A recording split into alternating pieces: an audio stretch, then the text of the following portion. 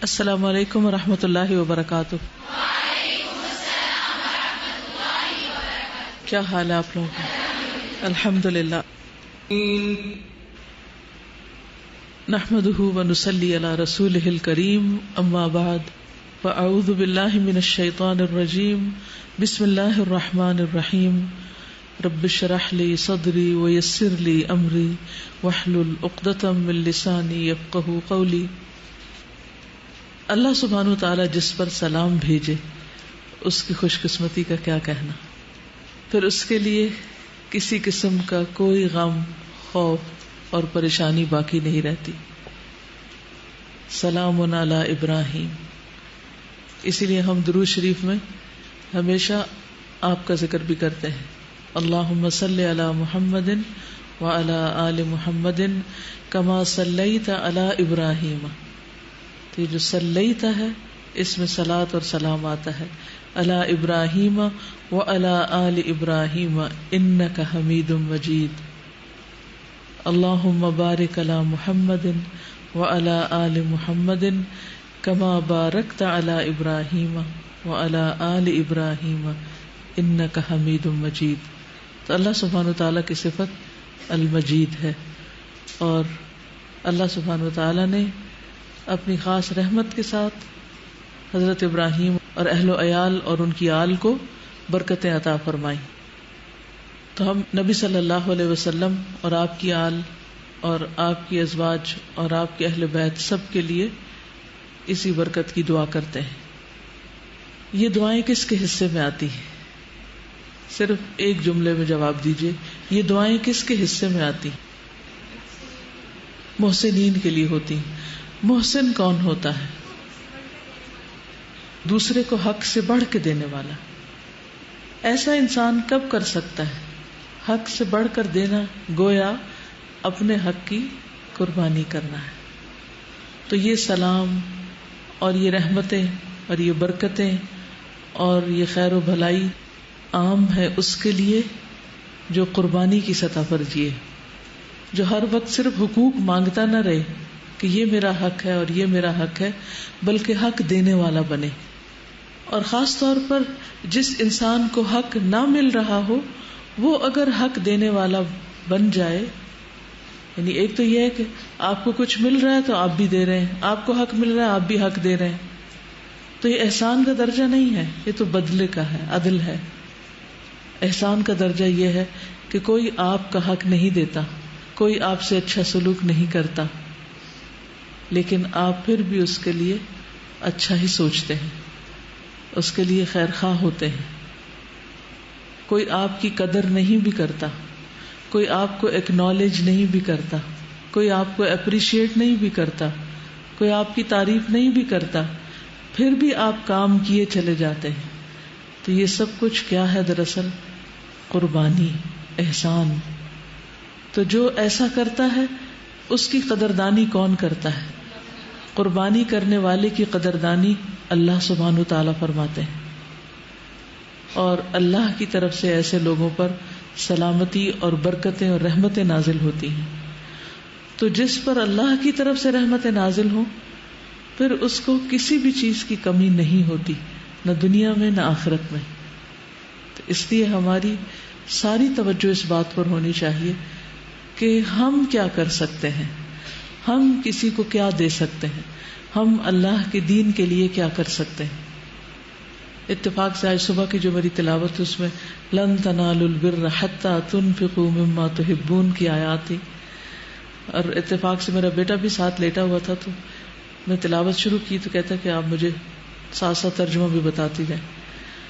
تو ایک تو کل کا لیکچر بیچ میں آ گیا، تھوڑا بہت اس کے پوائنٹس، اور دوسرا میں نے یہ دیکھا کہ لن تنالوا البر سے لے کر آگے کافی آیات جو ہیں ان میں امر بالمعروف اور نہی عن المنکر کا ذکر آتا ہے کہ یہی لوگ کامیاب ہونے والے ہیں، ایسے ہی لوگوں پر اللہ کی رحمتیں نازل ہونے والی ہیں۔ تو میں اس پر غور و فکر کرنے لگی، ان ساری آیات پر جو بھی میں نے پڑھ کر سنائی، کہ دین کا تقاضا ہم امت مسلمہ سے یہی ہے کہ ہم صرف اپنے لیے نہ جئیں، اوروں کے لیے بھی جئیں، اور اوروں کے لیے سب سے بہترین چیز دینے والے ہوں کہ ان کی آخرت کی بھلائی سوچنے والے ہوں۔ دینے کو تو دنیاوی ضروریات پوری کرنا بھی ایک بہت بڑا احسان ہوتا ہے. کسی کے دکھ درد مصیبت میں، کسی کی بیماری میں، کسی کے بھوک میں، کسی کی اور کسی تکلیف میں، پریشانی میں کام آنا. لیکن یہ پریشانیاں تو وقت کے ساتھ ساتھ ختم ہوتی چلی جائیں گی. کسی نے کیا خوب کیلکولیشن کی کہ آخرت کا دن یوم الآخرہ 50,000 سال کا ہے، اور ایک ایوریج انسان جو زندگی جیتا ہے اگر اس کے مقابلے میں ایک ریشو لگایا جائے تو یہ زندگی صرف 41 سیکنڈز بنتی، یعنی دنیا کی زندگی 41 سیکنڈز بنتی. تو اس 41 سیکنڈ کے لیے انسان اپنی آخرت کو داؤں پہ لگا دے صرف حشر کے دن. اور حشر کے دن کا حساب آسان نہیں ہے، آسان نہیں ہے. آپ کو معلوم ہے کہ حضرت عبد الرحمن بن عوف کو دنیا میں جنت کی بشارت دی گئی تھی. وہ دوسرے صحابہ کے مقابلے میں مالدار صحابی تھے، یہ بھی معلوم ہے نا سب کو. وہ کہتے ہیں میں مٹی میں بھی ہاتھ ڈالتا ہوں تو وہ سونا بن جاتی. اور ان کا رزق حلال تھا، اور ایسا نہیں تھا کہ وہ اس رزق کو صرف اپنی عیاشیوں پر خرچ کریں، ہرگز بھی نہیں. وہ دوسروں پر خرچ کرنے والے تھے. نبی صلی اللہ علیہ وسلم کی وفات کے بعد آپ کے اہل و عیال کا خیال رکھتے تھے، آپ کی ازواج مطہرات کا خیال رکھتے تھے. اور بھی جنگ تبوک کا موقع ہے تو سب سے زیادہ حضرت عثمان کے علاوہ حضرت عبد الرحمن بن عوف کی کنٹریبیوشن تھی. ہر موقع پر اسلام کی مدد کی. لیکن آپ کو معلوم ہے کہ آپ کے بارے میں نبی صلی اللہ علیہ وسلم نے کیا بتایا کہ وہ گھٹنوں کے بل جنت میں جائیں گے، جبکہ دیگر صحابہ جو فقراء تھے، مہاجرین تھے، جن کے پاس دنیا نہیں تھی، وہ 500 سال پہلے جنت میں پہنچ جائیں گے اور تیزی سے پہنچ جائیں گے. اس مال کا حساب دینا بھی بہت مشکل کام ہے. ہم میں سے ہر شخص یہ چاہتا ہے کہ دنیا میں اس کے پاس بہت بڑے بڑے خزانے ہوں اور بہت سی چیزوں کا مالک ہو، لیکن اس کے ساتھ ہی ہم بھول جاتے ہیں کہ اس کا حساب بھی ہوگا. لَتُسْأَلُنَّ يَوْمَئِذٍ عَنِ النَّعِيمِ، قیامت کے دن ان نعمتوں کے بارے میں سوال ہوگا. تو اگر آج کسی کو مالی پریشانی ہے یا مالی تنگی ہے، یا دنیا میں کسی بھی اعتبار سے اسے کوئی قربانی کرنی پڑ رہی ہے، کسی غربت اور فقر اور قرضے تلے کوئی دبا ہوا ہے، تو وہ ہرگز پریشان نہ ہو. یہ دنیا کی زندگی جو چند سیکنڈ کی ہے آخرت کے مقابلے میں، یہ بہت جلد گزر جانے والی، اور وہ دن بہت طویل ہے اور اس کا حساب بھی بہت سخت ہے. تو اسی لیے یہ دعا بھی خاص دعاؤں میں شامل ہونی چاہیے کہ اللہم حاسبنا حسابا یسیرا، اور اللہ ہمیں بغیر حساب کے جنت میں داخل کر دے، کیونکہ جس کا حساب ہوا وہ مارا گیا.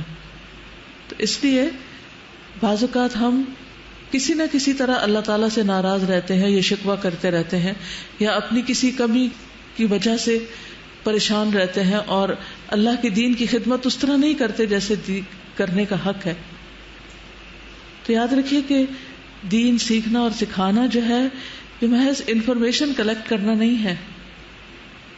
علم اور معلومات میں فرق ہوتا ہے. علم کے 3 حصے ہوتے ہیں. علم میں سب سے پہلا درجہ معلومات جمع کرنا ہے.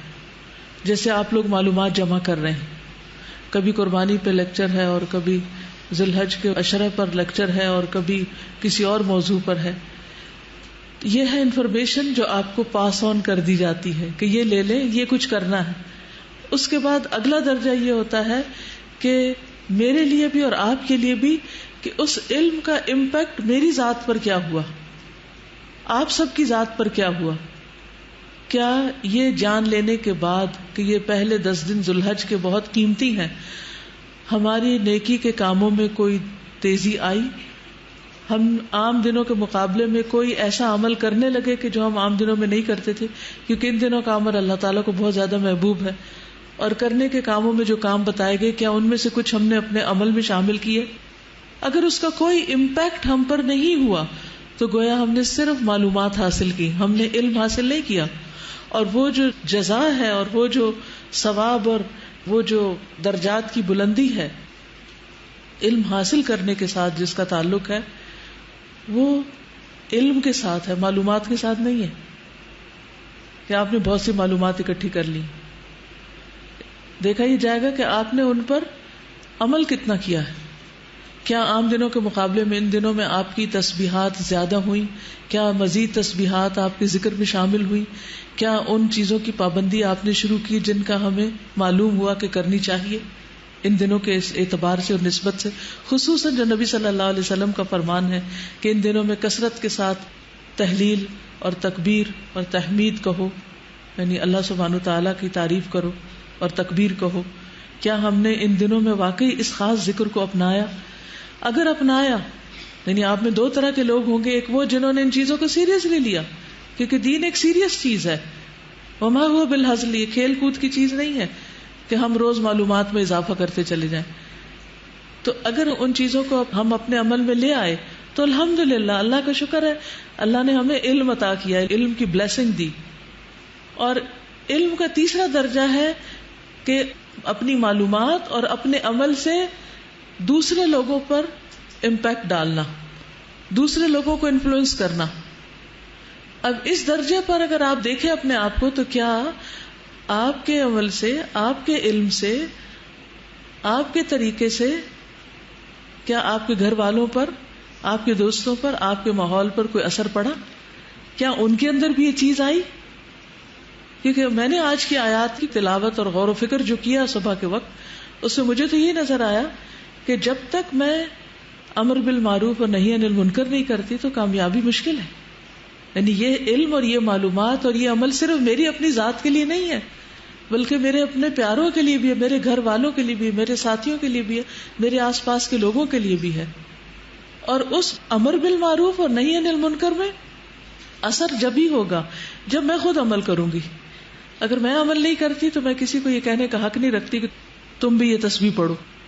اگر میں روزہ نہیں رکھتی تو مجھے یہ حق نہیں کہ میں کسی کو کہوں کہ ان دنوں کے روزوں کا بہت ثواب ہے، سارے سال کے روزوں سے بہتر ہے رمضان کے علاوہ، کیونکہ وہ تو فرض ہے نا، اور فرض بہرحال فرض ہوتا ہے. اگر میں خود صدقہ خیرات نہیں کرتی تو مجھے کسی کو یہ بتانے کا حق نہیں کہ میں کسی سے کہوں کہ تم صدقہ خیرات کرو. تو امر بالمعروف اور نہی عن المنکر کی کچھ شرائط ہیں، لیکن جب انسان اس تیسری سیڑھی پر قدم رکھتا ہے تو وہ ساری بشارتیں آنے لگتی ہیں اور وہ ساری کامیابیوں کے راستے کھلنے لگتے ہیں. پھر آتا ہے وہ مقام کہ جب سلام آنے لگتے ہیں، پھر اللہ کی طرف سے سلامتی کا پیغام آنے لگتا ہے اس بندے کے لیے جو ان چیزوں پر عمل کرنے والا ہو، واقعی جو علم والا ہو. اور انما یخشی اللہ من عبادہ العلماء، علماء کی ڈیفینیشن کیا کی گئی کہ وہ اللہ سے ڈرنے والے ہوتے ہیں. اور اسی طرح مومن کی ڈیفینیشن کیا ہے؟ انما المؤمنون الذین اذا ذکر اللہ وجلت قلوبہم. مومن تو وہ ہوتے ہیں کہ جب اللہ کا نام لیا جاتا ہے، اللہ کا ذکر آتا ہے تو ان کے دل کانپنے لگتے ہیں. اس ڈیفینیشن پر اپنے آپ کو پرکھ کر دیکھیں، کیا واقعی آپ کا دل ہلتا ہے جب اللہ کا ذکر ہوتا ہے، یا آپ اللہ کے نام پر ویسے ہی بس سن لیتے ہیں، پڑھ لیتے ہیں جیسے کوئی عام چیز ہوتی ہے؟ آپ اگر ان دنوں میں کوئی نئی سورت یاد کر رہے ہیں، یا قرآن پاک کی ریویژن کر رہے ہیں، یا ترجمے کی دہرائی کر رہے ہیں، یا درس دے رہے ہیں، یا کوئی بھی اللہ کے نام کی تسبیح کر رہے ہیں، تو کیا آپ کے دل کی حالت بدلتی ہے یا نہیں؟ تو دل کی حالت بدلنی چاہیے، یہ مطلوب اور مقصود ہے. اور اگر یہ نہیں بدلتی تو پھر ہم کس قسم کے مومن ہیں؟ انما صیغہ حصر ہے. کیا مطلب ہوتا ہے انما؟ سوائے اس کے کہ نہیں، یعنی اس کے سوا ہے ہی نہیں کچھ. مومن تو ہوتے ہی بس وہ ہیں کہ جن کے سامنے اللہ کا ذکر کیا جائے یا وہ اللہ کا ذکر کرے تو ان کے دل کانپ اٹھیں، ان کے دل ہل جائیں، ان کے دل بدل جائیں، ان کے دل اس ذکر کو محسوس کریں. بالکل اسی طرح جب آپ کے کسی پیارے کا ذکر کیا جاتا ہے آپ کے سامنے تو کیا ہوتا ہے؟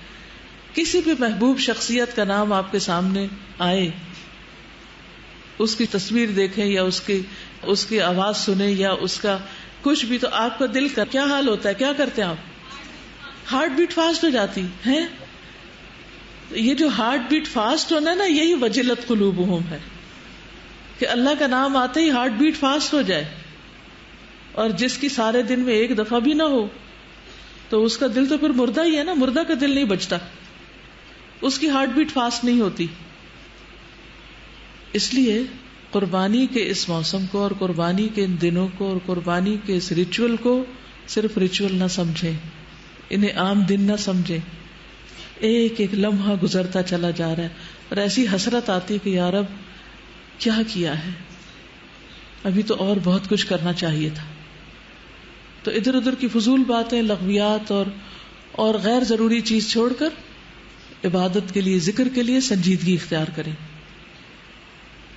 تو آئیے آج ہم قربانی کے کچھ احکامات بھی پڑھ لیتے ہیں کہ اگرچہ آپ شاید خود قربانی نہ کریں، آپ کے والد کریں یا آپ کے شوہر کریں، لیکن آپ کو یہ معلوم تو ہونا چاہیے کہ اس قربانی سے متعلق ہمیں کتنی شرائط بتائی گئی ہیں، کتنی تاکیدیں کی گئی اور کتنا علم دیا گیا ہے جس پر ہمیں عمل کرنا ہے.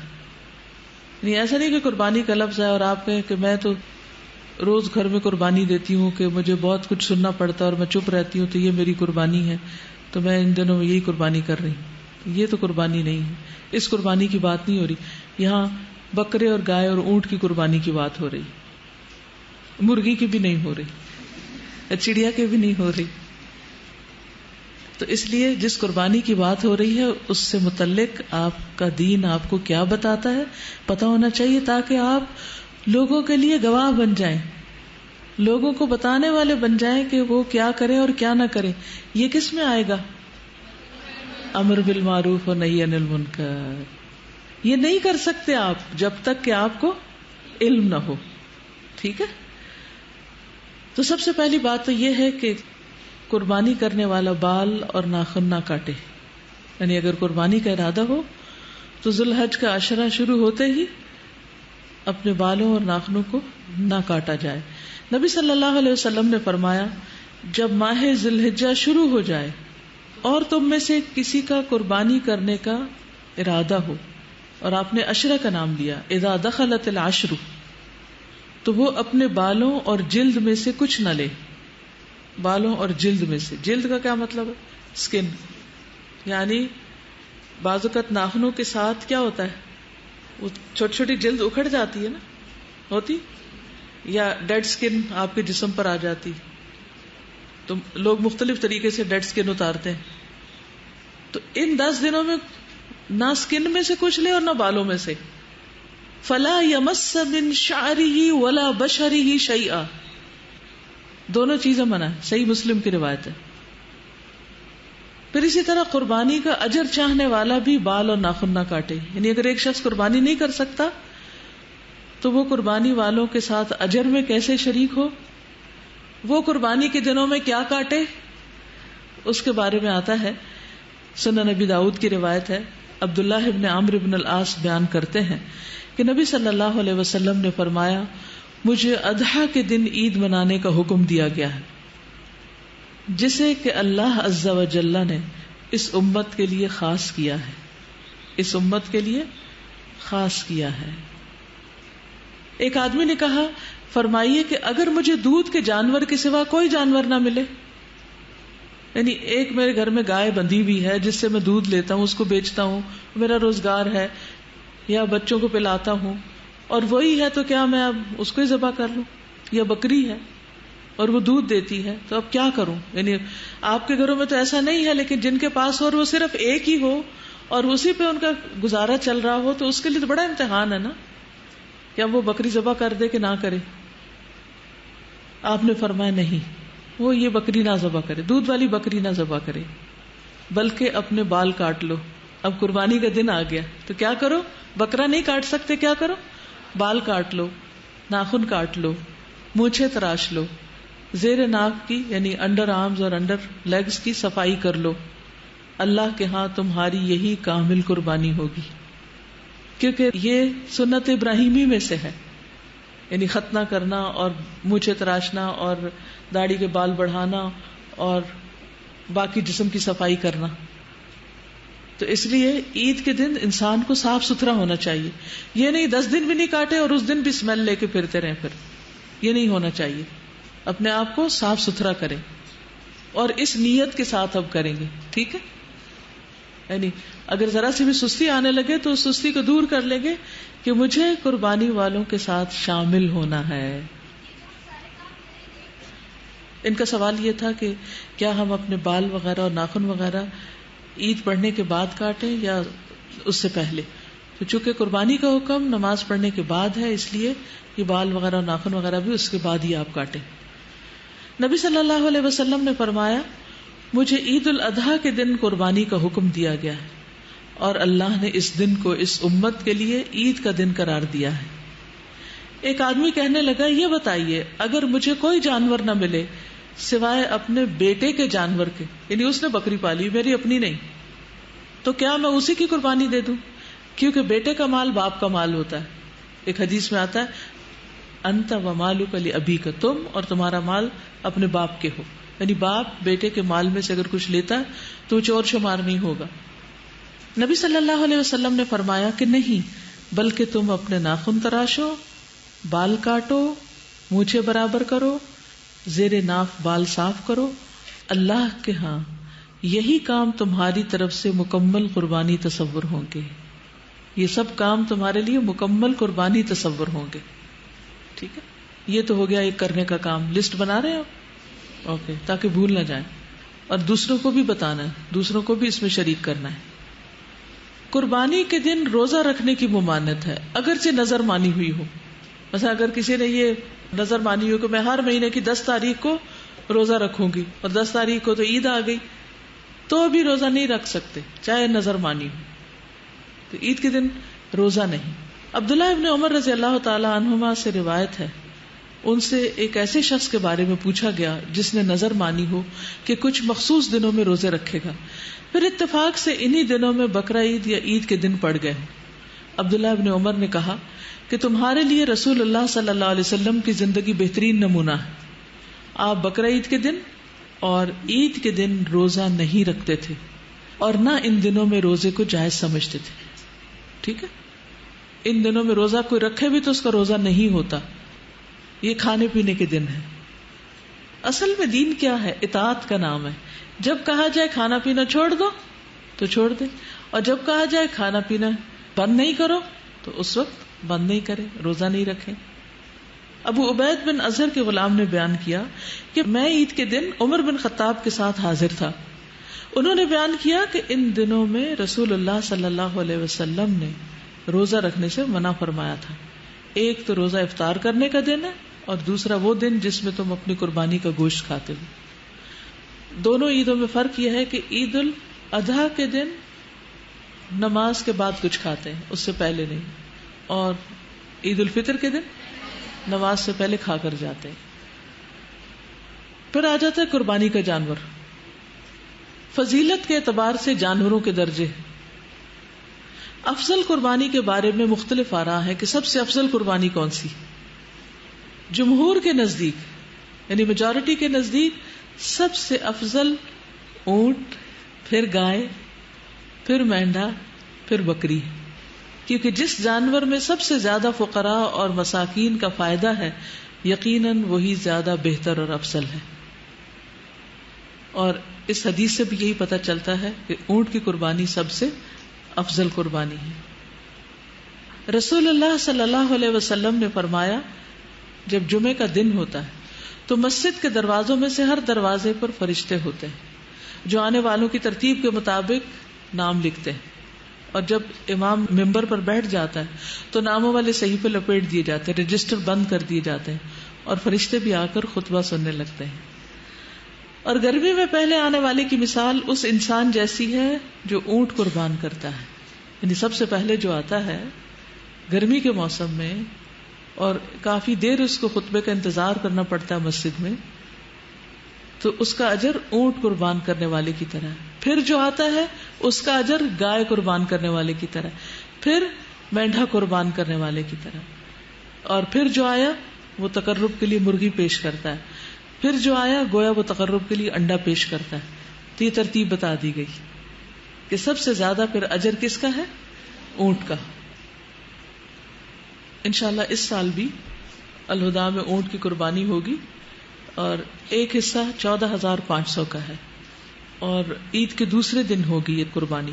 یعنی سب کے سامنے اونٹ ذبح کیا جائے گا، جیسے پچھلے سالوں میں کچھ لوگوں نے دیکھا بھی ہوگا کہ یہاں الہدا کے فرنٹ ایریا پر سب فیملیز جمع ہوتی ہیں، مرد ایک طرف ہوتے ہیں، عورتیں ایک طرف ہوتی ہیں، بچے ایک طرف ہوتے ہیں، اور پھر اونٹوں کو نہر کیا جاتا ہے، اور وہ سین بھی دیکھنے والا ہوتا ہے.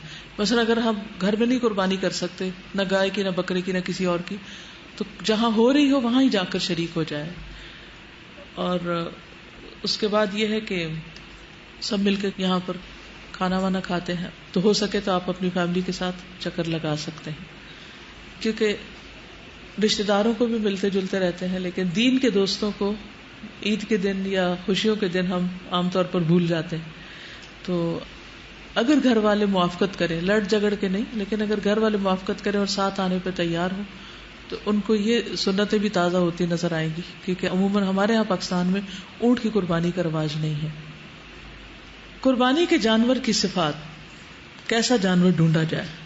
سب سے پہلے تو یہ ہے کہ خریدار سمجھدار ہو، سمجھدار خریدار کا انتخاب کیا جائے. ایسے کسی کو بھی پیسے پکڑا کے سبزی لینے نہ بھیج دیں. عام دنوں میں بھی ہم کس کو بھیجتے ہیں کچھ خریدنے کے لیے؟ جس کو کوئی عقل سمجھ ہو. عروہ بن جعد البارقی رضی اللہ عنہ سے روایت ہے کہ نبی صلی اللہ علیہ وسلم نے انہیں 1 دینار دیا کہ اس سے قربانی کا جانور یا بکری خرید لائے. انہوں نے 2 بکریاں خرید لی، پھر ایک کو 1 دینار میں بیچ دیا. پھر وہ نبی صلی اللہ علیہ وسلم کے پاس 1 بکری بھی لے آئے اور دینار بھی لے آئے. یعنی آپ نے کیا کیا؟ 1 دینار دیا، انہوں نے جا کے 2 بکریاں خریدی، اور 1 بکری 1 دینار میں بیچ کے دینار بھی واپس لے، بکری بھی لے آئے. اتنا سمجھدار ہونا چاہیے خریدار. تو آپ نے ان کو تجارت میں برکت کی دعا دی. چنانچہ ان کا حال ایسا ہو گیا کہ وہ مٹی بھی خریدتے تو اس میں نفع ہوتا. نہیں، آپ نے خوش ہو کر دعا دی ان کو کہ اللہ تمہارے رزق میں، تمہارے مال میں برکت دے. پھر اسی طرح اس کا رنگ کیسا ہو؟ اس کا رنگ تو کوئی بھی ہو سکتا ہے، لیکن رسول اللہ صلی اللہ علیہ وسلم ایسا مینڈھا قربان کیا کرتے تھے جو سینگوں والا، نر یعنی میل، اور جو سیاہی میں دیکھتا، سیاہی میں کھاتا، سیاہی میں چلتا.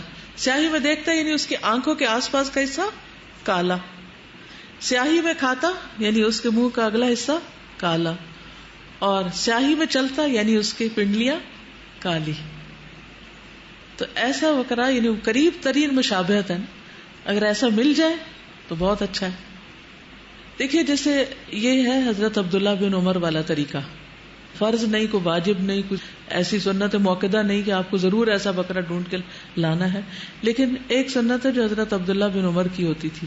وہ کیا کرتے تھے؟ وہ اتباع کرتے تھے. ہر چیز میں، چھوٹی چھوٹی چیزوں میں، راستوں میں، سڑک پہ چلتے ہوئے، اٹھنے میں، بیٹھنے میں، ہر چیز میں نبی صلی اللہ علیہ وسلم کو فالو کرتے تھے. اور ایک ایکسپشنل صورت تھی ان کی. تو وہ ہوتے تو ایسا ہی خریدتے، ڈھونڈ کے لاتے ایسے. لیکن اگر ایسا نہ ملے تو پھر جو بھی ہو. ابو ہریرہ سے روایت ہے کہ رسول اللہ صلی اللہ علیہ وسلم نے فرمایا، خاکستری یعنی براؤنش رنگ کا جانور ذبح کرنا اللہ تعالیٰ کو 2 کالے رنگ کے جانور ذبح کرنے سے زیادہ محبوب ہے. یعنی پورا کالا بکرا جو ہم عام طور پر صدقے میں دیتے ہیں، اگر 2 بھی دیے جائیں اس کے مقابلے میں 1 براؤن زیادہ افضل ہے. یہ پتہ نہیں کہاں سے کالے بکرے کے صدقے کا رواج پڑا تھا. سمجھ آئی بات؟ یعنی ایک طرف 2 کالے بکرے اور ایک طرف 1 براؤن بکرا، زیادہ ثواب کس میں؟ براؤن میں. ٹھیک. تو اس لیے اگر کبھی صدقے کا بکرا بھی دینا ہو تو اس میں کالا رنگ نہ ڈھونڈے. ہاں، کالا رنگ صرف اس حد تک کہ جو منہ کے آگے ہو اور آنکھوں اور پاؤں کے، بس. پھر یہ کہ 2 دانت والا ہو، 2 دانتا ہو. رسول اللہ صلی اللہ علیہ وسلم نے فرمایا صرف 2 دانتا جانور ہی ذبح کرو، سوائے اس کے کہ تمہارے لیے بہت مشکل ہو جائے تو بھیڑ کا جزع کو قربان کر سکتے ہو، یعنی بھیڑ کا بچہ قربان کر سکتے ہو. سائز درمیانہ ہو. یونس بن میسرہ بن حلبس نے کہا، میں اللہ کے رسول صلی اللہ علیہ وسلم کے صحابی ابو سعید الزرقی کے ساتھ قربانی کے جانور خریدنے کے لیے گیا. یونس بن میسرہ بیان کرتے ہیں کہ ابو سعید نے ایک ایسے مینڈے کی طرف اشارہ کیا جس کے کانوں اور گلے کا کچھ حصہ سیاہ تھا. وہ جسمانی طور پر نہ زیادہ اونچا تھا نہ پست تھا. انہوں نے فرمایا میرے لیے یہ خرید لو. گویا انہوں نے اسے رسول اللہ صلی اللہ علیہ وسلم کے مینڈے کے مشابہ قرار دیا کہ اس سے قریب تر ہے. یعنی اگر تینوں چیزیں نہ بھی ہو کالی تو ایک ہو جائے، دو ہو جائے، اور تین ہو جائے تو بہت اچھا ہے. اور اسی طرح یہ کہ بہت اونچے بڑے کی تلاش بھی ضروری نہیں ہے، درمیانے سائز کا بھی کافی ہے. ابو ہریرہ رضی اللہ عنہ سے روایت ہے کہ اللہ کے رسول صلی اللہ علیہ وسلم جب قربانی کا ارادہ فرماتے تو بڑے موٹے سینگ دار سفید اور سیاہ رنگ کے 2 خصی مینڈے خریدتے. ٹھیک ہے، یعنی خصی کرنا بکروں کو وہ ہوتا ہے جس میں وہ آگے بچے نہیں پیدا کر سکتے. ٹھیک. ابو سعید رضی اللہ عنہ بیان کرتے ہیں کہ رسول اللہ صلی اللہ علیہ وسلم ایسا مینڈا قربانی کیا کرتے تھے جو سینگوں والا اور نر غیر خصی ہوتا تھا. پھر اسی طرح جانور خریدتے وقت اچھی طرح دیکھ بھال کر لی جائے، غور سے دیکھا جائے. حضرت علی سے مروی ہے کہ جناب رسول اللہ صلی اللہ علیہ وسلم نے ہمیں حکم دیا کہ قربانی کے جانور کی آنکھ اور کان اچھی طرح دیکھ لیں. ایسے جانور کی قربانی سے منع فرمایا جس کا کان آگے یا پیچھے سے کٹا ہو، جس کو کٹ نہ لگا ہو، پھٹا ہوا نہ ہو، نہ اوپر سے اور نہ نیچے والی سائڈ سے لٹکنے والی طرف سے، یا اس میں سوراخ نہ ہو، یا وہ پھٹ نہ گیا ہو، یعنی کہیں سے بھی کٹ وغیرہ نہ لگا ہو، یا جسم کے دیگر اعضاء کٹے ہوئے نہ ہو. ٹھیک ہے، یعنی دیکھ بھال کے جانور خریدنا چاہیے. آنکھ بھی دیکھنی چاہیے، کان بھی دیکھنے چاہیے، دانت بھی دیکھنے چاہیے. صرف رنگ اور سائز دیکھ کے نہیں لے لیں. جانور لا کر اس کی خدمت کی جائے. حضرت عائشہ کہتی ہیں کہ رسول اللہ صلی اللہ علیہ وسلم بیت اللہ کی طرف ہدی بھیجتے تھے، یعنی خود تو نہیں جا سکتے تھے تو کیا کرتے ہیں، وہاں قربانی کے لیے جانور بھیج دیتے تھے. آپ لوگ بھی بھیج سکتے ہیں. میں اپنے دونوں ہاتھوں سے ان کے ہار بٹتی تھی، وہ علامت کے طور پر ان کے ہار بٹتی تھی، یعنی ان کے گلے میں جو چیز ڈالی جاتی تھی، رسیاں بٹ کے مختلف رنگوں کی یا مختلف خاص طریقے کی بٹائی، تو وہ اپنے ہاتھ سے بناتی تھی اور گلے میں ڈالتی تھی. جابر بن عبداللہ سے ہدی پر سواری کے بارے میں پوچھا گیا تو انہوں نے کہا، نبی صلی اللہ علیہ وسلم سے میں نے سنا آپ فرما رہے تھے جب اس کی ضرورت محسوس ہو تو سواری ملنے تک معروف طریقے سے اس پہ سواری کر سکتے ہو. مثلا آپ مکہ بھیج رہے ہیں جانور، آج کل تو لوگ گاڑیوں پہ سواری کرتے ہیں لیکن اس زمانے میں لوگ اونٹوں پہ سواری کرتے تھے. تو اگر اونٹ قربانی کے لیے جا رہا ہے تو اس پہ سواری نہیں کرنی چاہیے. ہاں اگر کوئی اور جانور نہیں ہے تو سواری کر سکتے ہیں اور پھر وہاں جا کر اس کی قربانی بھی کی جا سکتی. پھر کون سا جانور جائز نہیں؟ نمبر 1، عیب دار، جس کا عیب ظاہر ہو. عبید بن فیروز کہتے ہیں میں نے برا بن عازب رضی اللہ عنہ سے سوال کیا قربانی میں کون سا جانور جائز نہیں؟ تو انہوں نے کہا رسول اللہ صلی اللہ علیہ وسلم ہم میں خطبہ دینے کے لیے کھڑے ہوئے، آپ نے 4 انگلیوں سے اشارہ فرمایا کہ 4 قسم کے جانور قربانی میں جائز نہیں. نمبر 1، کانا، آنکھ سے بینگا یا کانا، جس کا کانا پن ظاہر ہو، آنکھ صحیح نہ ہو جس کی، یعنی ٹیڑھی آنکھ کر کے دیکھے. نمبر 2، بیمار جس کی بیماری واضح ہو. بعض بکروں کو زکام لگا ہوا ہوتا ہے یا ان کا پیٹ خراب ہوتا ہے. لنگڑا جس کا لنگڑا پن ظاہر ہو، اور انتہائی کمزور کہ اس کی ہڈی میں گودا نہ ہو، یعنی اوپر سے اس کی پسلیاں بھی دکھ رہی ہوں، تو ایسا جانور قربان نہ کریں. میں نے کہا مجھے ایسا جانور بھی ناپسند ہے جس کے دانت میں عیب ہو، یعنی دانت ٹوٹا ہوا ہو. برا کہتے ہیں جو تمہیں ناپسند ہو تو اسے تم چھوڑ دو مگر دوسروں کے لیے حرام نہ ٹھہراؤ، کیونکہ نبی صلی اللہ علیہ وسلم نے 4 چیزوں سے ہی روکا ہے. پھر اسی طرح ایک اور روایت میں آتا ہے نبی صلی اللہ علیہ وسلم نے سینگ یا کان کٹے ہوئے جانور کی قربانی سے منع فرمایا، یعنی سینگ نہ ٹوٹا ہوا ہو، کان نہ کٹا ہوا ہو. وہ جانور جس کا نصف یا اس سے زیادہ کان کٹا ہوا ہو وہ منع ہے. اگر چھوٹا موٹا کہیں ٹک ٹک لگ گیا تو کوئی بات نہیں. کتنے جانور قربان کیے جائیں، یعنی حاجیوں کے علاوہ. ٹھیک ہے، حاجی تو زیادہ کر سکتے ہیں. نبی صلی اللہ علیہ وسلم نے کتنے کیے تھے؟ 100 اونٹ، جن میں سے 63 آپ نے اپنے ہاتھ سے نحر کیے تھے. کل میں نے ایک ویڈیو کلپ دیکھا جس میں ایک شخص نے کئی اونٹوں کو نحر کیا. اس میں وہ اونٹوں کی پوری لائن جو تھی وہ دیوار کی طرف منہ کر کے کھڑی ہوتی، اور جو قربانی کرنے والا تھا وہ بس باری باری ایک اونٹ کو اس کے سامنے لایا جاتا، اس کو نحر کرتا، پھر اگلے کو کرتا، پھر اگلے کو. تو اس کو دیکھ کر وہ فوراً کرتا چلا جا رہا تھا. تو میں یہ سوچ رہی تھی کہ نبی صلی اللہ علیہ وسلم کی طاقت تو اس سے بھی کہیں زیادہ تھی، تو آپ کے لیے 63 کرنا کچھ مشکل نہیں تھا. ہماری بازوؤں میں کچھ جان ہے. ہمیں تو اگر کہا جائے نا 63 گلاس اٹھا کے یہاں سے وہاں رکھ دو تو ہم کیا کریں؟ ہم تھک گئے، ہمارے بازو اکڑ گئے، تو بازو شل ہو گئے. تو کتنے بکرے ذبح کرنے چاہیے گھر میں؟ رسول اللہ صلی اللہ علیہ وسلم نے فرمایا، اے لوگو، ہر سال ہر گھر والوں پر ایک قربانی لازم ہے. ہر سال ہر گھر والوں پر ایک قربانی لازم ہے. یہ سب کو اس میں شریک کر سکتے ہیں. ایک بکری کا سب گھر والوں کی طرف سے کفایت کر جانا. عطا بن یسار بیان کرتے ہیں، میں نے ابو ایوب سے پوچھا کہ رسول اللہ صلی اللہ علیہ وسلم کے زمانے میں قربانیاں کیسے ہوا کرتی تھیں؟ انہوں نے فرمایا، ایک آدمی اپنے اور اپنے گھر والوں کی طرف سے ایک بکری قربانی کیا کرتا تھا. اس سے خود بھی کھاتے، لوگوں کو بھی کھلاتے، یہاں تک کہ لوگ فخر کرنے لگے. اور اس طرح تم آج کل دیکھ رہے ہو.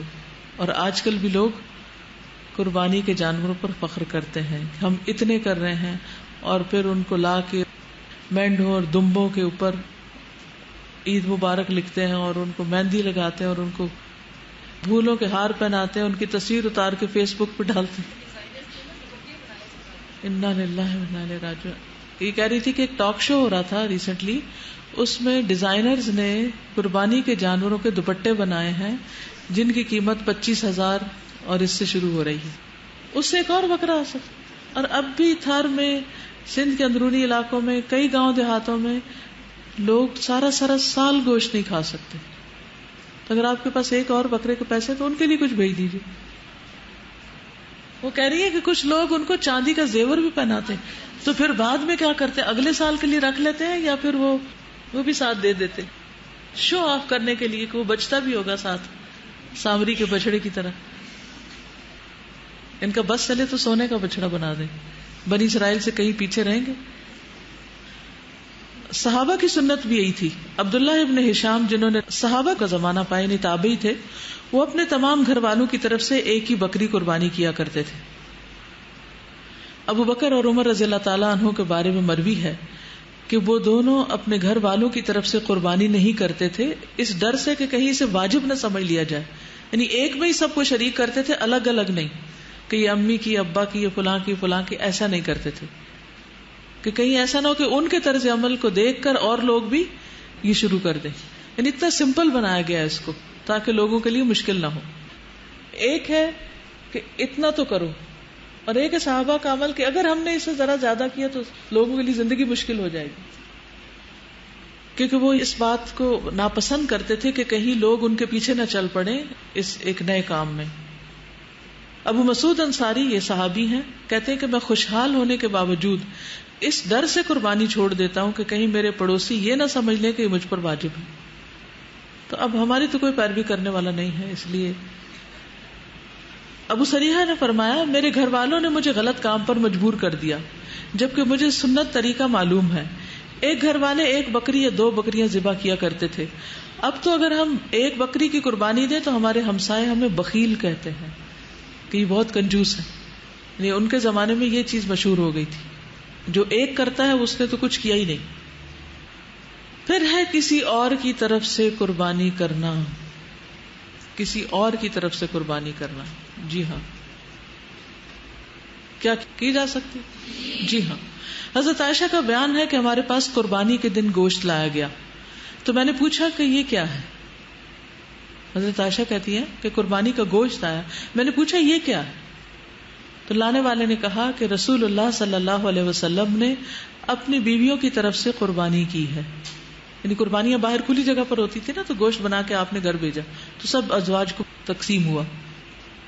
تو اس سے کیا پتہ چلتا ہے کہ شوہر بیوی کی طرف سے قربانی کر سکتا ہے. اور اگر بیوی کی طرف سے کر سکتا ہے تو کیا ماں باپ کی طرف سے کر سکتا ہے. اور پھر کیا میت کو بھی قربانی میں شریک کر سکتا ہے؟ میت کو بھی شریک کر سکتا ہے. یعنی اگر انسان یہ نیت کر لے کہ یہ قربانی میری طرف سے، میرے والدین کی طرف سے جو زندہ ہیں یا جو فوت ہو چکے ہیں ان سب کی طرف سے، میرے بچوں کی طرف سے ہے، تو ایسا کیا جا سکتا ہے، چاہے ایک بکری کیوں نہ، سب کو ثواب میں شریک کر لیا جائے. جی. ابو ہریرہ رضی اللہ عنہ سے روایت ہے کہ اللہ کے رسول صلی اللہ علیہ وسلم جب قربانی کا ارادہ فرماتے تو 2 بڑے موٹے سینگ دار سفید اور سیاہ رنگ کے خصی مینڈے خریدتے.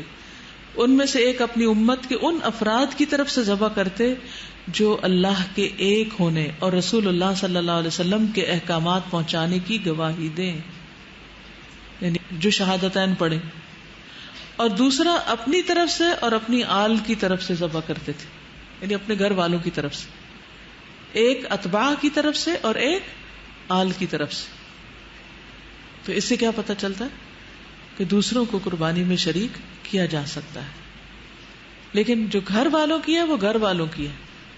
آپ یہ نہیں کہہ سکتے یہ میرے گھر والوں کی طرف سے بھی اور فلاں فلاں دوست کی طرف سے، کیونکہ آپ کی سنت کیا بتا رہی؟ ایک بکرا آپ کیا کرتے؟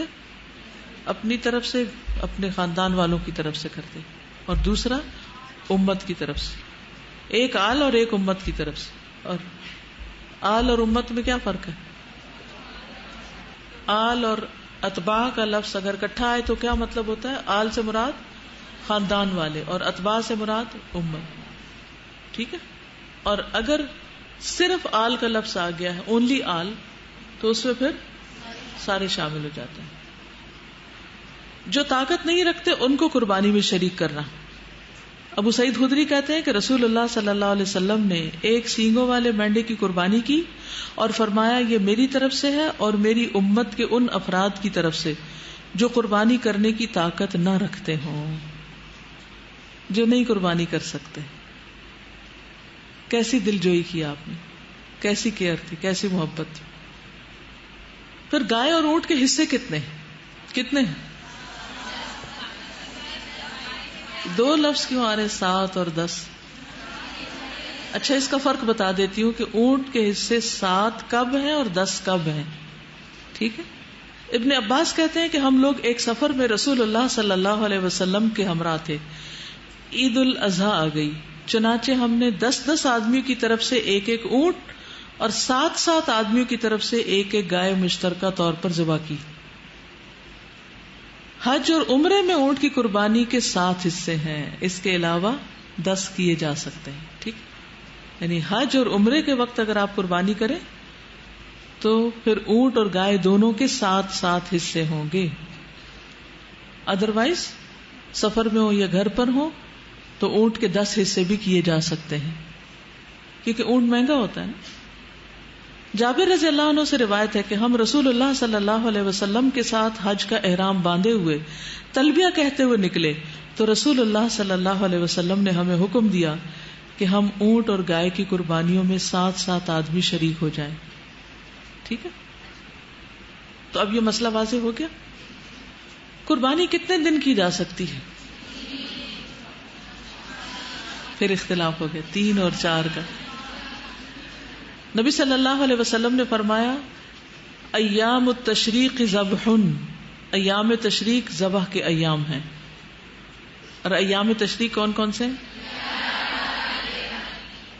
14 تو نہیں؟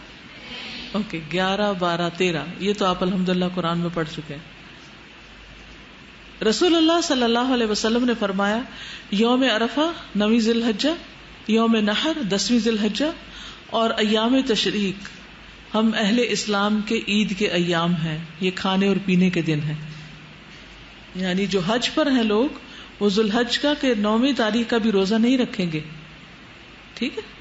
وہ کھائیں پیئیں گے اور 10 تاریخ کو عید ہوگی اور 10 کے بعد 3 اگلے دن بھی جو حاجی ہیں وہ نہر کر سکتے ہیں یا قربانی کر سکتے ہیں. نبیشہ حذلی رضی اللہ عنہ بیان کرتے ہیں کہ رسول اللہ صلی اللہ علیہ وسلم نے فرمایا ہم نے تم لوگوں کو قربانیوں کا گوشت 3 دن سے زیادہ رکھنے سے اس لیے منع کیا تھا کہ تم سب کو گوشت پہنچ جائے. اب اللہ تعالیٰ نے تمہیں وسعت دے دی ہے، غنی کر دیا ہے، پس کھاؤ، ذخیرہ کرو اور اجر کماؤ.